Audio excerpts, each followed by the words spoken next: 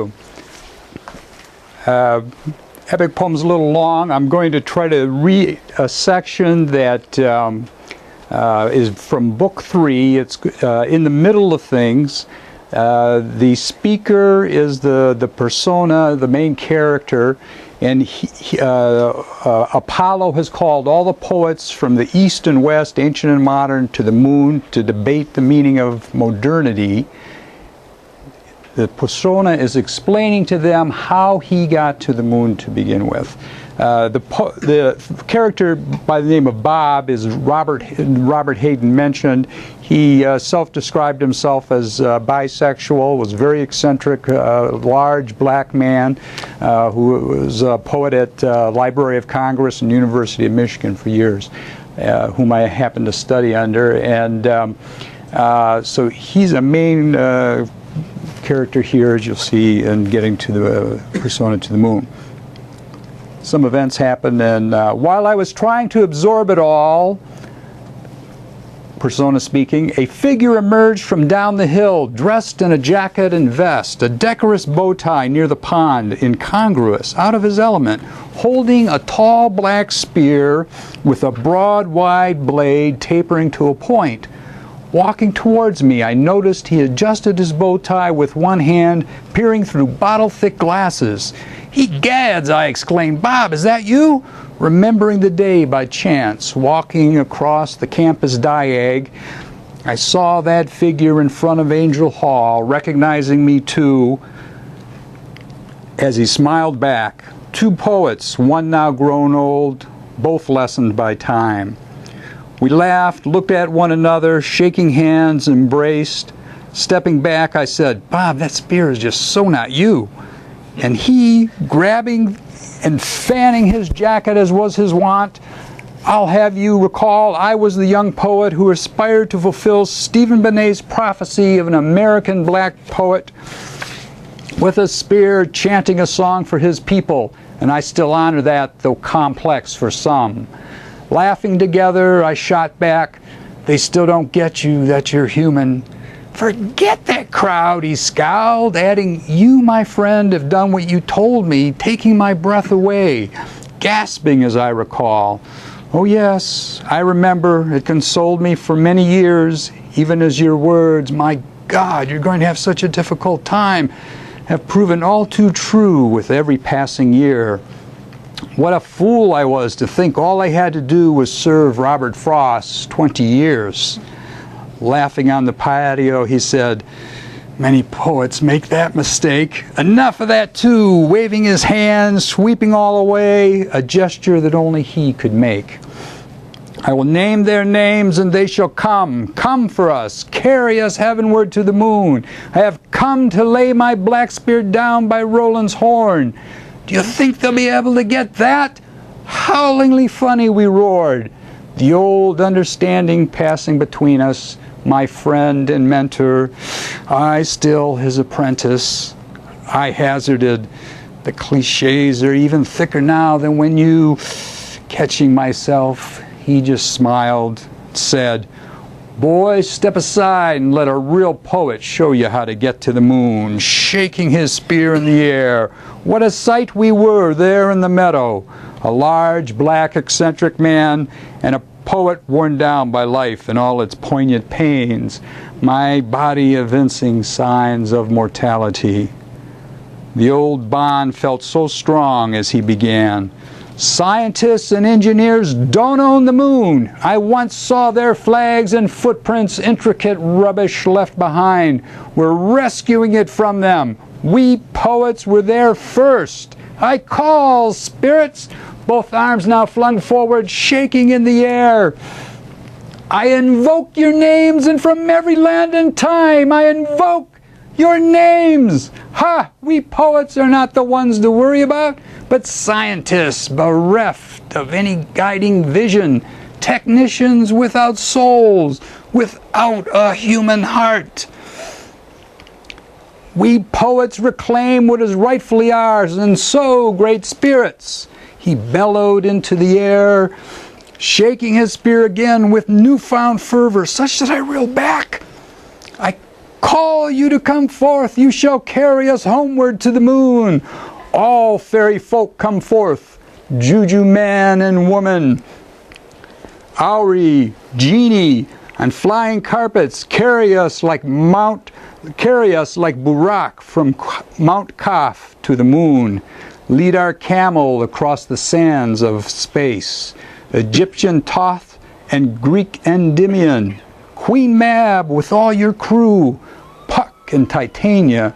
Oberon, Robin Goodfellow, Tinklebell. Welsh Fays, angels and cherubims. Seraphims of the Holy Temple. Roman Fata. Valkyries of Valhalla. Fleet-footed Mercury, come down from Mount Olympus. Aid us, Greek gods, if ever you assisted human beings, we need you now. Phoebus Apollo, bear me witness and hear me out. Your servants stand here in this grove.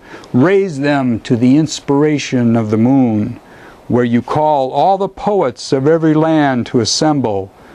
Zeus, wing our earthbound feet like Perseus, gird us to battle Medusa. Like Arthur, kept by the fairies, keep us safe. Safe upon our journey.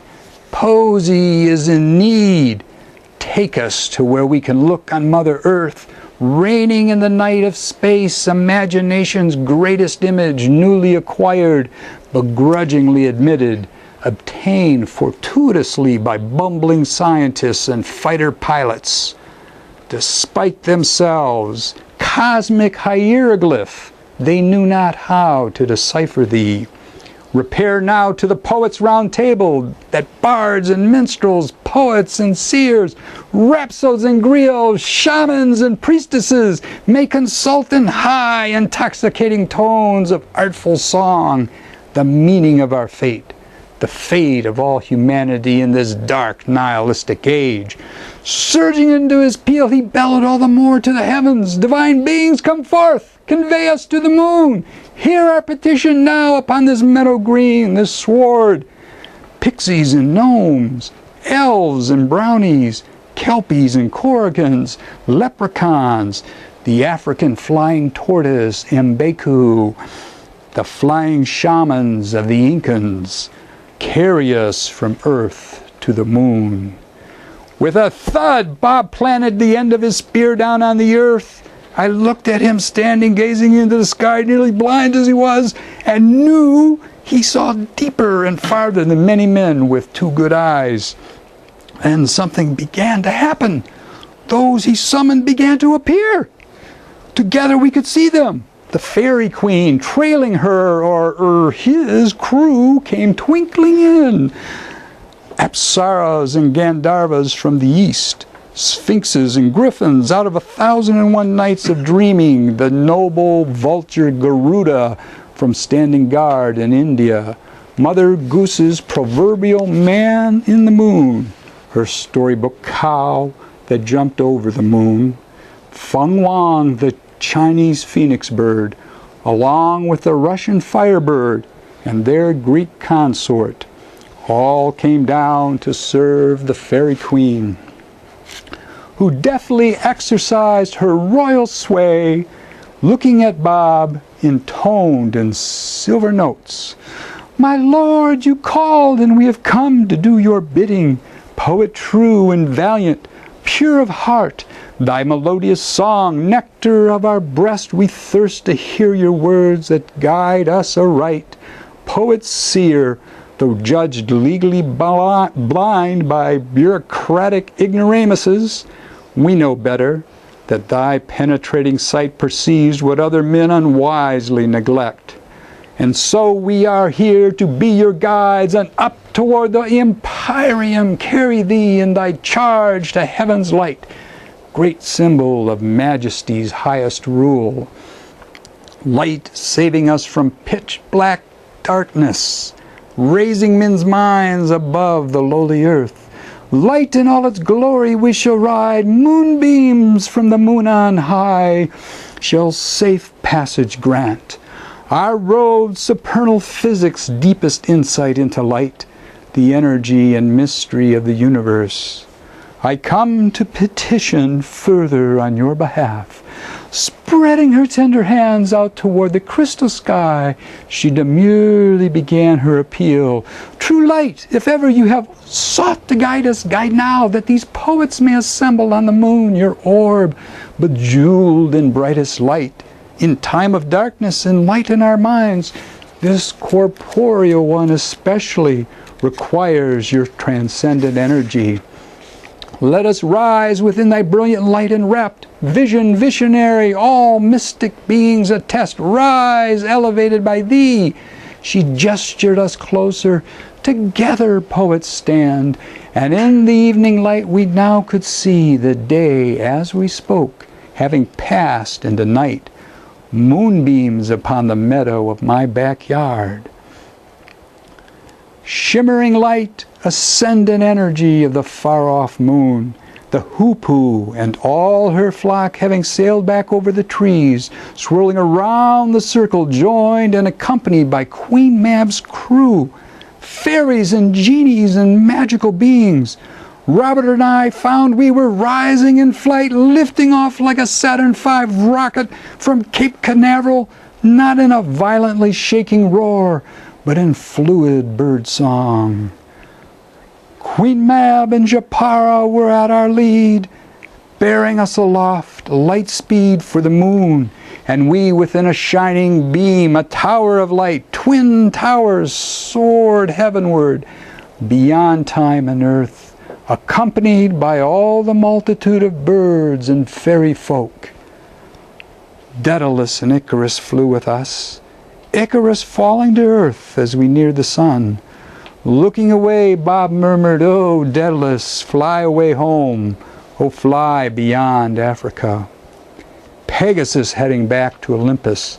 Phaeton returning to his father's house. Jason and the Argonauts launching out.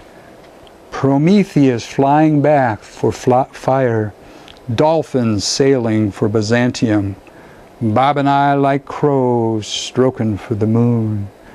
I thought, who needs warp drive when I've got Queen Mab, my escort and midwife of my dreams?